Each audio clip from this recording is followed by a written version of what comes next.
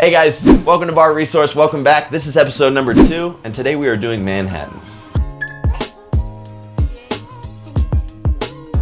First and foremost, happy 4th of July, guys. Hope you made some memories, had some time with family, friends, drank some booze, maybe some old fashions from a couple weeks ago.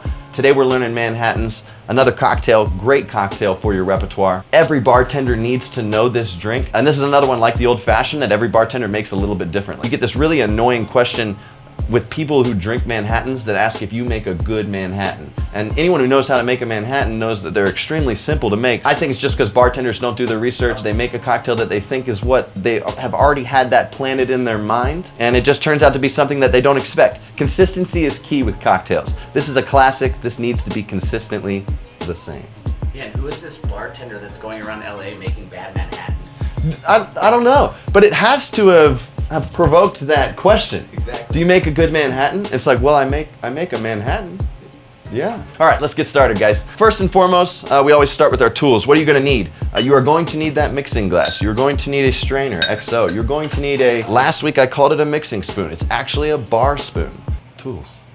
You don't even need that many tools for the Manhattan. You will need a skewer because you are going to need that nice Luxardo cherry. As far as ingredients, we're going to need a rye whiskey. That might be a lot of people's mistake right away. If you're using a bourbon in a Manhattan, it's going to be an overly sweet cocktail. It's not going to taste as people expect a Manhattan to taste.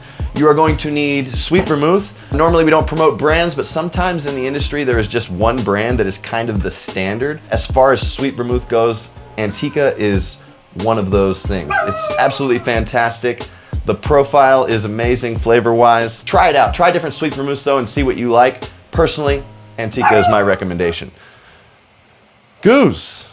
You are gonna need Luxardo cherries. Similar kind of thing. Either these cherries or bourbon-soaked cherries. Do not get those bright red maraschino cherries. If you only have those, just leave a cherry out of it. It's all good. And last but not least, you need your Angostura bitters, of course. We're going to make it 2 different ways. Classically, it is made in the coupe, but I think nowadays people are liking to drink this cocktail on the rocks a lot more, either loose rock or I actually like it on the big rock. The big rock is going to dilute the cocktail slower, but it is going to keep it nice and cold. That's how I like to drink it. The recipe for the Manhattan is extremely easy, and there's a nice little way that you can remember the recipe. And all you have to remember is that the area code for Manhattan is 212. So you're going to take 2 ounces of your rye whiskey, rye not bourbon,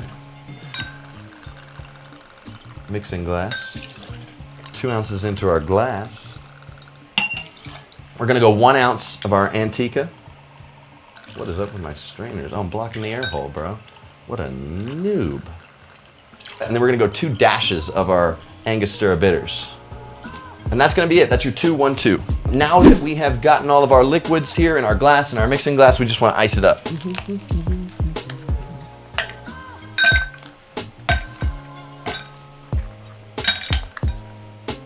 Not that one. All right, so we're gonna use our loose ice here, and I'm actually gonna use my big rock in this glass. Just like last week, we are going to lower that cube in there, and you're just gonna stir it around a couple times just to let that cube settle. And then we're gonna get a 10-second stir on our mixing glass.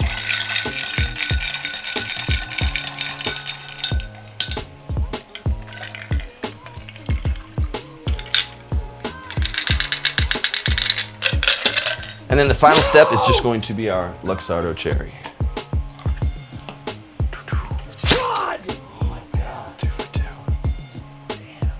Might have just been the luckiest dude ever. It's never happened before, ever. And there we go, guys. We've got our classic Manhattan in the coupe on the rocks. A very delicious cocktail. Similar-esque to an old-fashioned, making a comeback. A very batchable cocktail, great for parties. You just need to know your 2-1-2 ratio. You might have to do some conversions. You're dealing with milliliters. Converting to ounces is the easiest way for me to do that. But if you just buy a 750 bottle of your rye and a 375 of your Antica sweet vermouth, that's already 2-1 ratio here. For every ounce of rye whiskey, you're going to do a dash of Angostura bitters. You do not want to batch these on the rocks. You just want to batch it into a nice pitcher, and you can pour it onto the rocks or stir it in your mixing glass and serve it up in coupes, depending on how you are serving it. Anything else you want to say? Goose, did you have something? Okay. Everyone's a critic. You know?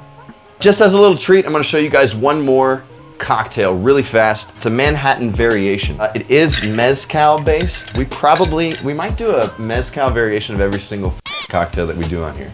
If you like scotch, if you like smoky, if you like peaty, if you like tequila, go get a bottle of mezcal. Make some Oaxacan old fashions from last week. Right now though, we're gonna show you a mezcal variation of a Manhattan. Same ratio, 2-1-2 on everything. Dude, you know what I had some people say to me last night?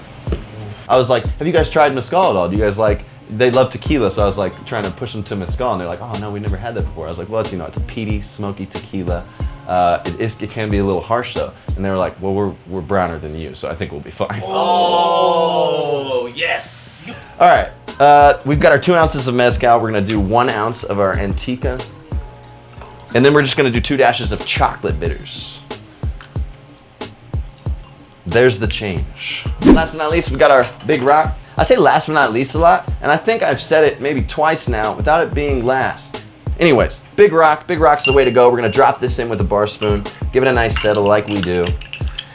Orange goes fantastic with mezcal. I try to use it however I can, and it just complements the chocolate really well in this as well as the Antica.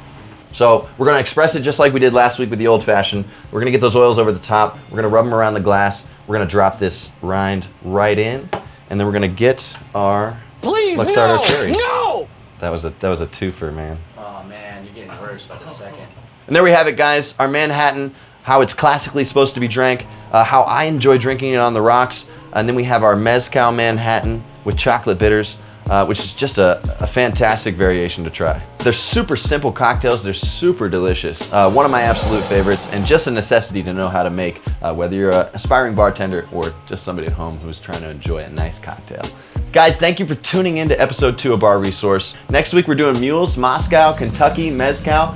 Be sure to tune into that. Not next week. We're still doing 2 weeks. I apologize. 2 weeks from now. But do tune in every other Wednesday to Nightcap. Matt Catalano is hosting that show. It's fantastic. It's hilarious. They play games. They interview people in the bar world. Check that out, guys. And also, you're going to see some of my cocktails on the show. Thank you for tuning in. Hope you guys have a great week. See you next time.